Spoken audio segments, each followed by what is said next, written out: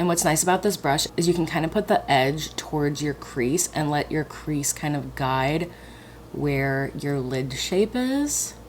But yeah, it almost looks like a cut crease and I didn't even have to cut it with concealer. Hi besties! Welcome back to another installment of Back to Basics, my little series where I am diving into each element of the makeup application process so that you guys can get all of my little tips and tricks along the way. And today is all about eyeshadow. Now, when I was thinking about this episode in particular, I'm like, there are so many different eyeshadow shapes, styles, techniques, all of that kind of stuff. So I wasn't entirely sure which one I wanted to focus on. But with the title of this series being called Back to Basics, I figured I would just do the most basic eyeshadow look that I can, including all of the terminology that you would probably hear if you were watching a tutorial or anything like that. But with that said, it is worth mentioning that everyone has a different eye shape. Even my two eyes are slightly different shapes. So it's hard to give a tutorial that would apply to everyone since everyone's eye shapes are different. However, I decided to go with an eyeshadow look that appeals to my eye shape. So if you have eyelids similar to mine, this eyeshadow will work on you. And like I said, it covers all the basic terminology that you would likely hear in any other kind of tutorial video. So yeah, without rambling too much more, let's get into it. First things first, we got to start off with primer. I've said this in a couple of videos already. I'm not obsessed with this Urban Decay primer potion. This is the anti-aging one. I don't know if there's a difference between this one and the normal ones, but using a primer is always going to be better than not using a primer. So I just go in and apply a bit to my eyes. Another thing to note is that if you're doing a more colorful look, then it's important to use a more pigmented base, whether that is a pigmented skin tone base or a white base that'll really make the colors pop. That is going to be a better way to go if you're looking for something that's going to pack the most punch when it comes to pigment. But with a more natural look, that's not really a huge concern since I'm mostly using neutrals. So just kind of like an easy light primer base will do just fine. Now, my first real little hack is that you can use bronzer as eyeshadow. I do this as like an everyday thing. I use the Too Faced Chocolate Soleil bronzer, but if you are looking for kind of a natural look, nothing is going to come across more natural than using the powder bronzer slash contour you're using on your face as a contour on your eyes. So just a little tip, little trick. You don't need like full-fledged eyeshadow palettes or a million different colors. If you're trying to keep it basic, bronzer is going to do the trick for you. Now, actually, before we get into the application, I'm going to kind of give you the lay of the land when it comes to your eye and the common places that you can put eyeshadow on your eyelid. So let me zoom you in real quick. We're doing a little bit of anatomy when it comes to the eye. So this is the eye, right? We all know this. But there are ways that you can change the way that your eye appears depending on where you're putting the eyeshadow. So let's cover the bases. This all around is like upper lid space, right? But if people say apply it to your lid, generally they're talking about the space that's covering your eyeball right here. So this is going to be your lid. Now, if you're going to apply it to your crease, then you're going to be applying it to the area in which your eyelid folds when your eyes open. So this right here is my crease. Where my eye opens, that's where the crease is. So we've got lid, we've got crease above that. Then we have the outer corner slash outer V. Now, outer corner is this area right here, kind of like where the crease and the lid meet each other on the outer portion of your eye. Sometimes it's called the outer V because you can take shadow from the outer corner of the crease and the outer corner of your lid and create that V shape. Now, a lot of times when people are blending out from their crease, they do blend up into this space. I have a lot of space right here above my crease. So for a natural look, I tend to blend the crease colors up into that area. But above that is the brow bone, and that you can literally feel with your finger. So everything else right here is kind of like the socket of your eye, right? Whereas up here is the brow bone. And applying shadow to the brow bone is going to kind of give a lifting effect to your eye. It's gonna make your brow appear higher. It's one of the highlights, the high points of your eye that is just gonna kind of brighten the whole look. So I like to add a brightening shade to my brow bone most of the time. Now, opposite of the outer corner, we do have the inner corner, and this is this little spot right here where your upper lid and your bottom lid kind of meet. I love putting shadow in my inner corner, especially as someone who tends to have darkness under my eyes and just kind of like a dark eye area in general. Putting a little bit of a light brightening color right there is going to liven up your look so much. It literally makes you look so awake. On days where I'm trying to do like the least amount possible, I will put a shade in the crease and then a brightening shade on my inner corner and on my brow bone, and then it instantly looks like I got 10 extra hours of sleep. It's just so brightening and makes you look so much more awake. So big fan of the inner corner. And I also find that it's like wildly underutilized too. So definitely if you feel like your makeup looks tired, just pop a little inner corner highlight on. Now, only really two more common placements for eye makeup and eyeshadow are your upper and lower lash line. Now, your upper lash line is usually where people put eyeliner. I prefer like a shadow wing liner where I just kind of come out from the outer corner and create a wing. That's my preferred way to do it, but there's a lot of versatility. Basically, what this does is it can elongate your eyes, it can lift them, and then it also can make your lash line look fuller. So when you put on mascara, if you've got something kind of darker on the lash line, it makes your lashes look fuller, which I love. And then as for lower lash line, people don't do enough with their lower lash line. To me, it kind of emulates like if you had a picture in a picture frame, but it only was like these three sides and not the bottom. Like you've just kind of left it unfinished. There's also just like a natural shadow that comes with your lower lash line. And so like I have concealer up until my bottom lash line right now. And granted, I don't have anything on my lid, so you can't really see the contrast. But it just, something looks slightly off when you have eyeshadow on your upper lid and nothing on the bottom lid. So generally I'll just take like whatever color is in my crease, or if I have a shade on my upper lash line, and I'll just add it to the bottom to add some dimension. So to refresh, we have the lid, the crease, the outer corner / outer V, inner corner, brow bone, and lower lash line.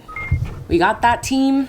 Now, for the sake of the video, I will be applying eyeshadow in all of these places just so that you can get a visual for how it looks.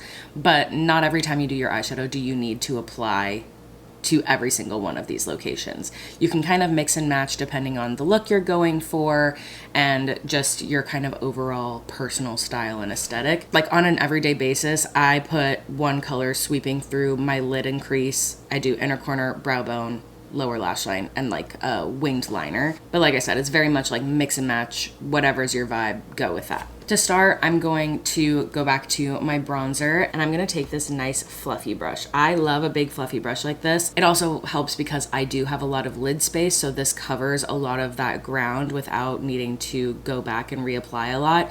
If you have smaller eyes, a smaller fluffy brush will do. But yeah, I just find that a blending brush like this is pretty much always essential. So I'm gonna tap into it, knock off any excess. This is a great thing to do before you apply to your eye so that you don't pack too much color into one spot, making it difficult to blend out, and nothing falls from the brush onto your face, which is what we call fallout. And with fallout, if it's a neutral color, generally it's pretty easy to like swipe away, but if you had like black on this, then you're gonna have black streaks going across your face. So it's always just a good rule of thumb to tap off any excess after you pick up any shadow. So for this, I'm just gonna go straight into the crease using windshield wiper motions. And then I do sometimes like to do tiny little circles, kind of sweeping through the crease as well. Crease colors are also sometimes called transition shades, which is basically a shade in which you are using it to diffuse one color into another. So let's say your lid into your brow bone. It's kind of transitioning between those. Like so, like that.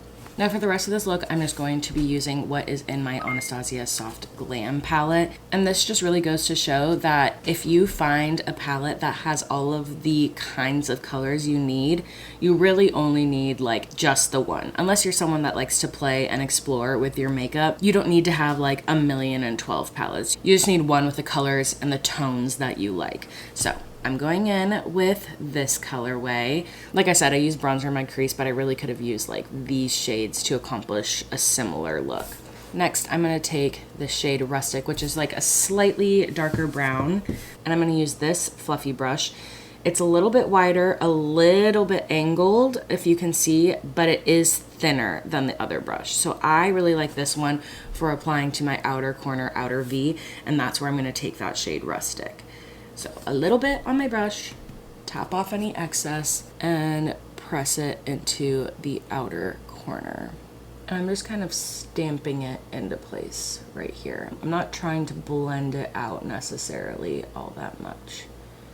Then I go back with my big fluffy brush with the crease color, and I blend them together. I typically like to blend outwards so that the darkness isn't coming more into the eye, it's blending more naturally towards the outside. It just really depends where you want the shadow to start, and then back in the crease like that. So we still have that little bit of dimension, but it's way more blended out than it is here. For the lid, I'm going to take a cutie little shimmery shade. This is called Glistening, and I'm going to take that onto a flat shader brush. No, my brushes aren't clean. I'm not sorry about it, but a flat shader brush is one that's really thin but very dense, and this is really great for packing on color, especially shimmer shades. Now, it doesn't necessarily need to be this size. Like I said, I have a lot of lid space to cover, so if you don't have as much, I would recommend one that's like slightly smaller. This one is dirty with purple, but you get the vibe, the difference in the size. You can really get them at any size you want, but a nice dense packing brush is going to be so helpful when you're doing your lid space in particular. So I'm gonna pick up Glistening on my little brush again, tap off any excess, and I'm gonna pack it onto the lid starting in the inner corner and then kind of diffusing it out. And what's nice about this brush is you can kind of put the edge towards your crease and let your crease kind of guide where your lid shape is. But yeah, it almost looks like a cut crease, and I didn't even have to cut it with concealer. So again, the inner corner of your lid. And I like to take it about halfway. And then again, just to blend everything out, I'm taking that fluffy brush and getting rid of any harsh edges right there in the middle. And I am gonna go into the crease as well to get rid of that harsh edge. I'm not really looking for a cut crease kind of vibe. You can always go back in and deepen up that outer corner again. The number one rule to eyeshadow is blend. Blend, blend, blend, blend, blend. If you don't think something looks good, keep blending. You can always add more color if you feel like one color is being blended away. A good eyeshadow look is never just slap on and go. The perfection of your blending is what's going to make your eyeshadow look absolutely stunning and gorgeous and seamless too. To highlight my inner corner and brow bone, I'm gonna take this light white color called Tempura. And I love to do this using a little pencil brush like this. Something that's dense and targeted, but I also like this one because it does have a little bit more like fluff to it. Some pencil brushes are really, really dense. This one still allows me to blend it out a little bit. Tap off excess and inner corner. Right at the conjunction of my upper lash line and my lower lash line, that's where I centralize the color, but then I blend it a little out to the nose bridge, a little up towards my upper lid, and a little down towards my lower lash line as well. But do we see the difference? This side is like so much more awake and alive than this side. It just adds so much brightness to the center of your face, which is kind of like a focal point anyways. And then brow bone, I like to go right in the like highest point of my arch and bring it a little bit forward and a little bit back. I'm not going all the way to the front of my brow though. And that might be a stylistic choice, honestly, but I prefer to keep the highlight a little bit further back because then I also think it makes the brows look more like snatched and upwards. But once I apply that, again, back with this fluffy brush, blend out the harsh edges. Like so, like that. Again, look how this brow looks more lifted than this one does.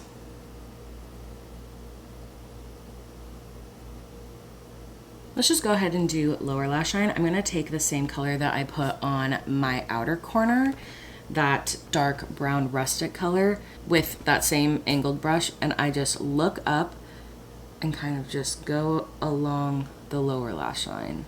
And it doesn't need to be too clean or anything like that. I would just try to refrain from blending down as much as possible. Because the lower you go with the eyeshadow, the more it's gonna drag the eyes down. And while we do like that shadow there, we don't want it to come down to like here, you know? One eye with versus without. And I do like this shade, but I think I'm gonna blend it out a touch more with my fluffy blending brush. Like I said, this brush is tried and true. I use this 1,012 times every single time I do my eyeshadow. So if you're gonna get like one brush, I definitely recommend it be something like this. But again, just blending so there's no harsh edges. I just love the dimension it gives to the eye. It might not be for everyone, but especially because I'm someone who likes to put bottom mascara on, I find that this makes it look way more natural than having concealer up to the very, very edge of my lower lash line. Also, I'm not really picking up any more product when I go in with these brushes. I'm just taking whatever is left over from applying to my upper lid and just using that on the bottom lid. And this is, again, for a more natural, basic look. If you were doing something a little bit more dramatic, you'd probably want to pick up more shadow, but for this instance, I'm just using what's left over. So see how that's kind of a harsh edge? That's why I go in with the blending brush. You can also use your finger too. Honestly, your fingers are like some of the best eyeshadow tools that there are. And if you feel like the blend has come down a little too much, you can take your powder puff or a powder brush, whatever you use to apply powder underneath your eyes, and just kind of diffuse it again. That way you're still getting that shadow and that dimension, but it's a little bit more blended and seamless with the rest of your under eye area. The last placement we talked about was the upper lash line and a little wing. So I'm going to take this dark brown color. I'm not really feeling black today, but we'll take that dark brown on a tiny angled brush like this. It's angled, it's super thin, so it's gonna give that crispy wing that we want. Not as crisp as if it was eyeliner, but like I said, I love a shadow wing. So I start at the outer corner of my eye, kind of angling it up towards the edge of my brow and my temple, and kind of start creating that line. And then I go like maybe 1/4 of the way through my eye on the outer corner, and I just create a line to meet up with that original line. See that? Teensy tiny little wing. For the sake of the video, I'll add a little bit more to my lash line just to add that dimension. But yeah, it's nothing too crazy, nothing too dramatic, but it just helps to kind of give that uplifted look to the eye. And I love a little foxy looking eye. Doing this with shadow makes it so much easier too, because if you do mess up, it's so much easier to blend out and start again than if you were doing it with like a black eyeliner or anything like that. It also allows you to blend it and make it more smoky and grungy if you want as well. But those are the wings. Now this is entirely just like a bonus step, but it's something that I do pretty consistently in my eye makeup routine, is I take a pencil liner and I add it to my tight line and sometimes my waterline as well. Now if you don't know what that is, your tight line is this line in your eye. Hold on. Your tight line is this line between your lashes and like your eye on the upper lid, and your waterline is the same but on the bottom. So I take my pencil, I like look away and add it to my tight line. Now this can make your eyes water sometimes. Sometimes you just need to like get used to it. But also if your eyes starts watering a lot, take a break.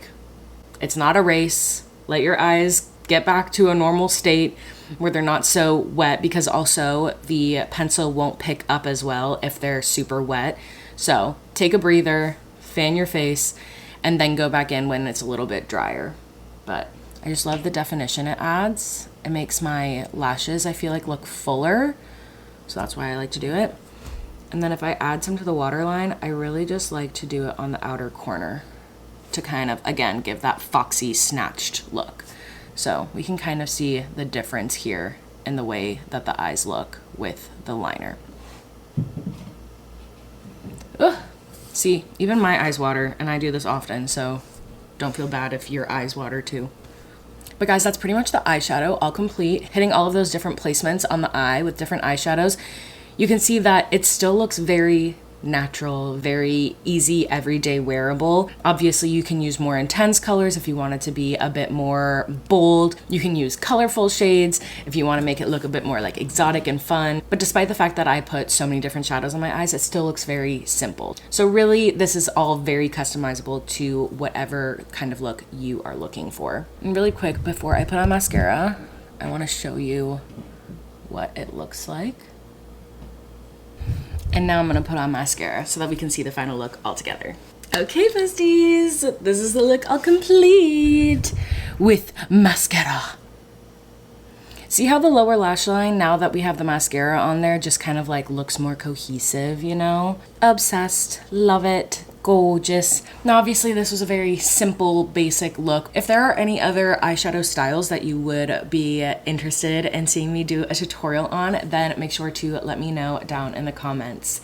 But yeah, thanks so much for hanging out with me today. If you want to get a weekly dose of your Beauty Bestie Sab, then make sure to subscribe, because I post new videos on Thursdays and I want you to hang out with me. You can also follow me at Beauty Bestie Sab on the other platforms, and make sure to hit the bell notification button so you can be notified every time I upload a brand new video. You're amazing, you're beautiful, and I literally love you so, so much.